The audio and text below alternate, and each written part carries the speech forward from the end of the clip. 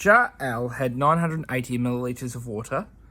Jar M had 650 millilitres of water. Some water was transferred from jar L to jar M until the volume of water in the two jars became the same. Find the volume of water transferred from jar L to jar M. So I've got jar L and we've got jar M. So if we have a bar, this represents the amount of water in jar L, which was 980 millilitres.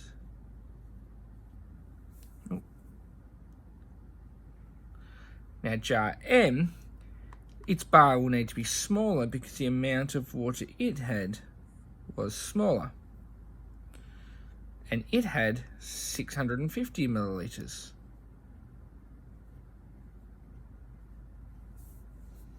Do it again. So now we need to start to do the problem solving. We need to find out how much water was taken from this jar and put into this jar to make it have the same amount. So if we draw a line here, we've divided jar L into two parts. There's one part that's exactly the same size as jar M, and there's another part which is the extra water that jar L has. So I'll call this extra. I'll just call that for now just to explain it. So that means that if this is the same as jar M, this has to have 650 mils. And we want to find out how much extra water there was in jar L.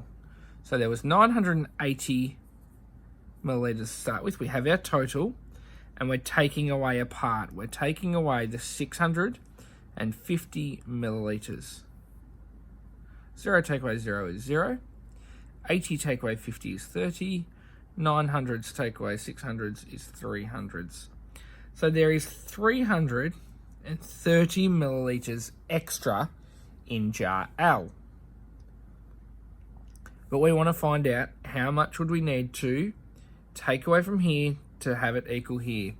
And we need to take half of this and transfer it over here to make them equal. So I'll rub out that extra. So if we took half of this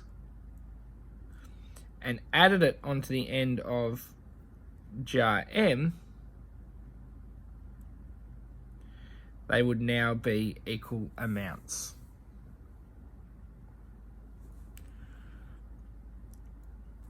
So half of the extra, so the extra was 330,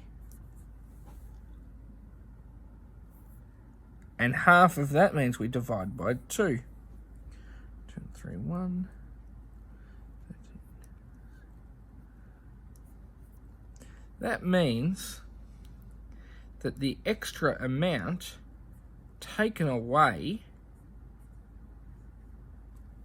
from jar L and put into jar M is 165 millilitres.